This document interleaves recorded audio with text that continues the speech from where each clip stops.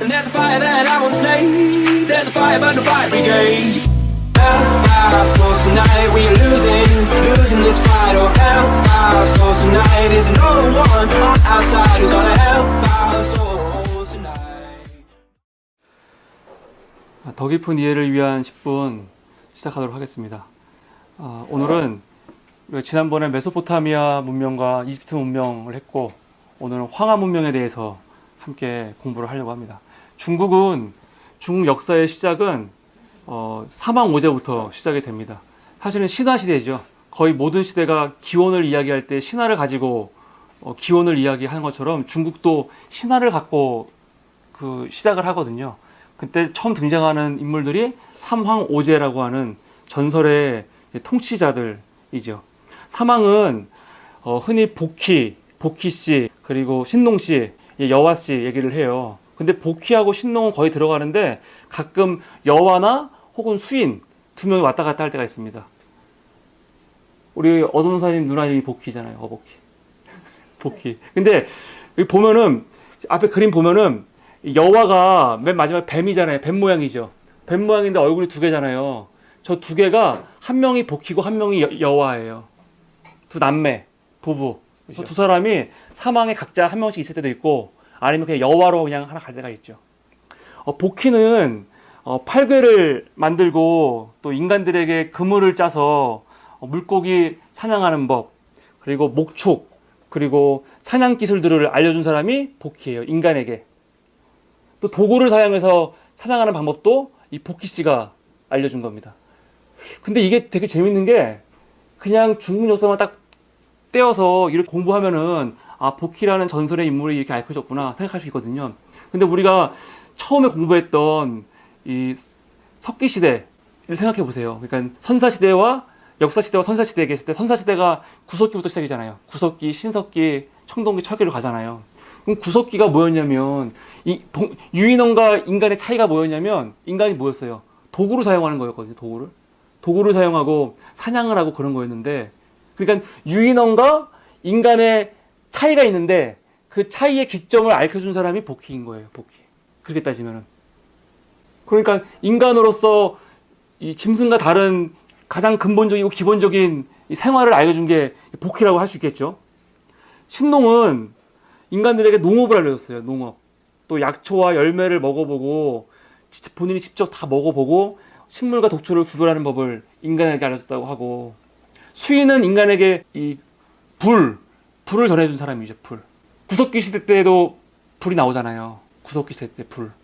그러니까 지금 여기 말하는 거는 다 구석기적인 요소들이, 사망의 시대는 구석기 시대의 요소와 굉장히 연관이 있다고 볼 수 있죠. 수인이 대신에 여화가 들어올 때가 있어요. 여화는 인간을 만든 신이에요. 인간을 만든. 사망이 지나고 나서는 사망만큼 또 훌륭했던 사람들이 나오는데, 이제 오제예요. 오제. 황제, 헌원, 전욱, 고양, 제곡, 고신, 제요, 방훈, 제순, 중화. 이 중에서 우리가 태평 시대를 할 때 누구라고 했어요? 제요, 방훈과 제순, 중화의 이름을 따서 요순 시대라고 하는 거예요. 제순의 순, 제요의 요순 시대. 보통 요임금, 순임금이라고 해요. 근데 이 사람들을 원래는 제요, 방훈, 제순 이렇게 되죠. 황제. 이 황제는 어떤 사람이냐면, 중국에서 동이족을 몰아내고 황하강 중류의 비옥한 평원을 정복하고 중국 최초로 농경사회를 연 사람이에요. 신석기 혁명이 뭐라고 했어요? 구석기가 끝나고 신석기가 오잖아요. 가장 큰 차이가 신석기 혁명인데, 신석기 혁명이 뭐죠? 농업혁명이래요. 농업혁명이 일어나면서 생활이 완전 변해버리는 거예요. 더 이상 떠돌아다니지 않아도 되고 거주하면서 할 수 있는 건데, 그 농업생활을 처음 알려준 사람이 황제라는 거예요. 황제. 중국 역사에서. 그러니까 사망하고 오제는 어떻게 나눠지냐면, 딱 보면은 구석기와 신석기로 나눠지는 거예요. 구석기와 신석기로. 이런 식으로 본다면은. 그리고 이 황제가 문자, 화폐, 수레 같은 것들을 다 발명했던 사람이죠. 다 신석기 때 나오는 것들이거든요. 문명사에 있어서 중요한 것들이죠. 되게 지혜로웠던 사람이에요, 황제는요. 그래서 황제는 죽은 다음에 사람들에게 신이 되었다고 알려져 있어요. 신. 도교 있잖아요. 도교에서 믿는 신이 이 황제. 황제. 그 다음에 뭐 전욱, 제곡 다 훌륭하고, 그 특히 유명한 사람이 요임과 순임금이 등장하면서 유교 국가에서는 태평천국, 아주 통치가 잘하는 시대를 요순시대라고 보통 하죠. 그러면서 이거는 요임금이 자기의 자리를 순한테 물려줘요. 순한테. 자식들한테 물려주는 게 아니에요. 본인들이 보고 인재고 능력이 있고 덕이 있는 사람한테 물려주는 거야. 세습하지 않아요. 세습하지 않아. 이 시대는. 근데 세습은 언제부터 되냐면 순임금은 자기의 뒷자리를 자식에게 주는 게 아니고 우한테 줘요. 우라는 사람. 우는 오지 안에 못 들어가죠. 근데 우도 되게 훌륭한 사람이거든요. 우는 황하강을 다스린 사람이에요. 치수. 평생 물 관리 때문에. 그래 그만큼 대단한 사람이야. 물 관리가. 옛날에는 그러니까 이 강을 다스릴 수 있는 사람들, 치수할 수 있는 사람들이 대단한 사람인 거죠. 그러니까 이집트에서는 치수가 가능하니까 파라오가 황제가 신이 된 거고, 유프라데스하고 티그리스는 이집트만큼 치수가 되지가 않아요. 관리가. 그러니까 홍수가 자주 범람한다고. 그러니까 왕들이 상대적으로 파라오보다 권위가 없죠. 근데 황하강은 원래 되게 홍수가 심했는데 그거를 치수를 하는 사람이 누구냐면 우라는 사람이에요. 그래서 우 때부터 왕조가 시작돼요. 하왕조. 최초의 왕조죠. 근데 역사성은 지금 없는 왕조야. 진짜냐 아니냐 사실은 잘 모르는 거죠. 근데 이 우임금부터 시작이 되는데 우부터 이 왕위를 능력 있는 사람한테 주는 게 아니고 자기 자식들한테 세습을 하는 거예요. 그러니까 이제 왕조가 되는 거지. 그러니까 양면성이 있는 거죠. 그러니까 이 왕조의 시작은 사실은 굉장히 권력욕, 나쁜 점들이 드러나는 게 사실은 있는 거죠. 그러니까 이제 더 이상 오지 안에 못 들어간다고 우가요. 그러면서 하왕조가 시작되는데 하왕조 마지막 왕이 누구냐면 걸왕이에요. 걸왕. 아주 유명한 폭군이죠. 최고의 통치자, 최고로의 그 정치를 잘한 임금이 요임금과 순임금이었죠. 반대 폭군의 대명사. 연산군 같은 사람들 보면은요, 저거는 걸왕이다. 걸주다 그랬죠. 걸주가 뭐냐면 하나라의 거랑과 그리고 주나라 그리고 상나라의 은나라라고도 상나라라고도 해요. 상나라의 주왕이에요. 주왕. 걸왕과 주왕이 타락한 폭군의 대명사예요. 걸주라고 하죠. 걸주. 이 걸왕과 말희가 마지막 때 말희는 이제 여자들. 그러니까 꼭 이제 타락한 군주 옆에는 미인들이 있는 거예요. 여기 이 말희라는 여인이 그런 거거든요. 그래서 이 사람들을 전복시키는 사람이 탕왕이에요. 탕왕. 이 탕왕이 상나라를 세운 사람이죠. 은나라를 세운 사람이에요. 은나라. 상나라, 은나라라고 할게요, 앞으로는요. 그리고 이제 은나라가 시작이 되는 거예요. 근데 사실은 은나라도 전설의 왕조였는데 저번에 은호가 발견되면서 은나라가 전설의 왕조가 아니구나라는 걸 알게 된 거죠. 근데 은나라가 언제부터 시작이냐면 BC 약 1600년부터 시작되는 왕조거든요. 1600년. 1600년이면 메소포타미아나 이집트와 비교했을 때 거기서는 이미 역사 시대예요. 우리가 너무 잘 아는 시대 아니에요. 1600년이면 우리 저번에 이집트 공부할 때 힉소스 공부했죠. 왜 이민족이 침범해갖고 이집트를 다스렸잖아요. 그 힉소스 시대예요. 이집트는. 근데 중국에서는 이게 신화의 시대예요. 신화 시대. 그러니까 같은 4대 문명이라고 해도 뭐라 할까 그 차이가 있죠. 아무래도 메소포타미아와 이집트의 문명을 그러니까 굉장히 앞서가는 문명이라고 할 수 있어요.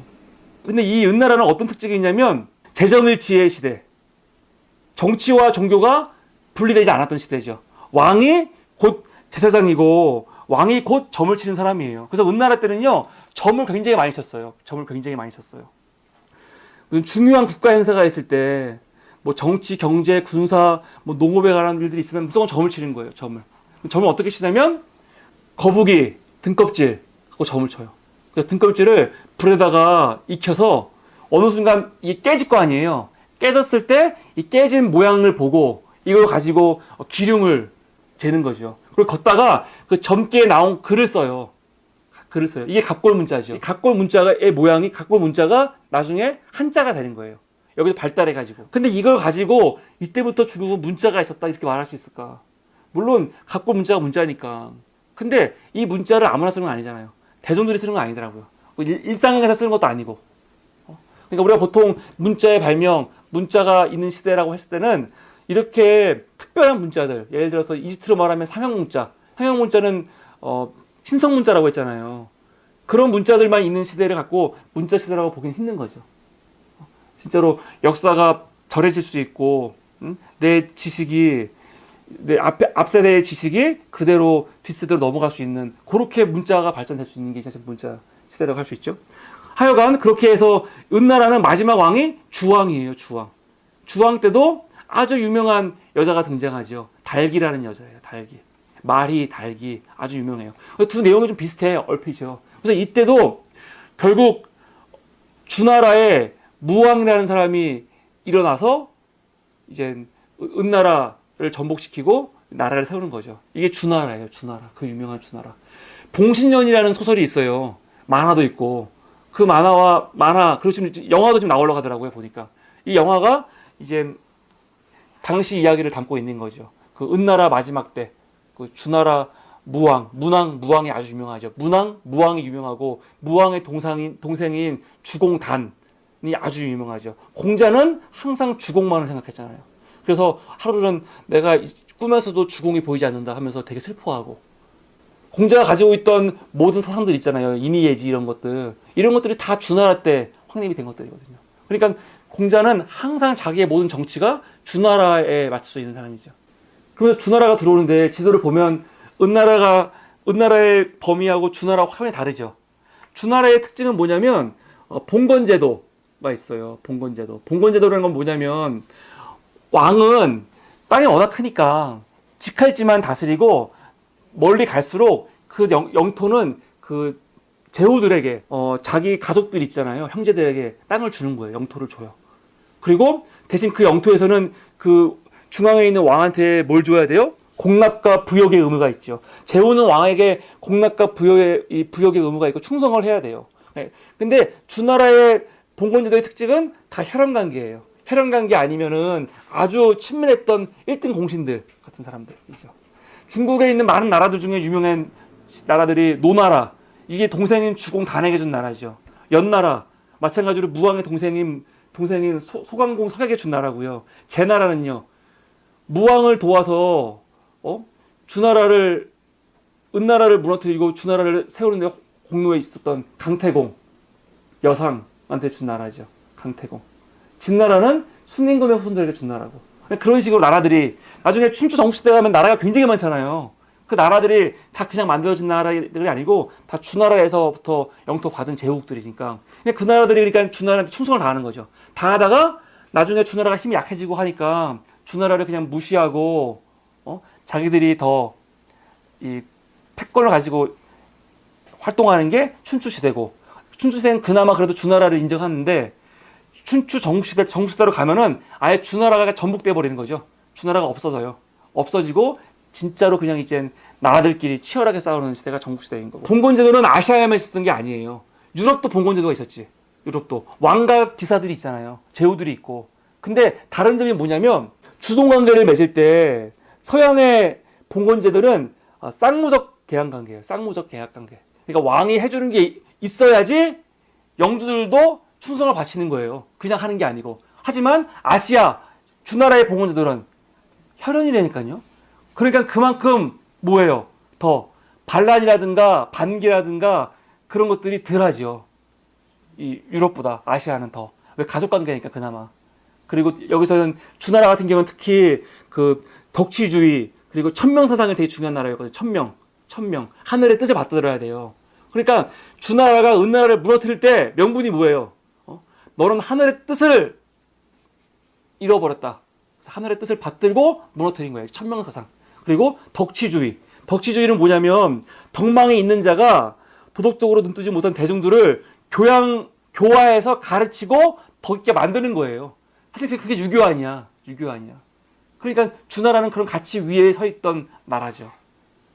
오늘은 간단하게 황하 문명과 관련해갖고 중국의 첫 역사에 대해서 살펴보았습니다. 수고 많으셨습니다.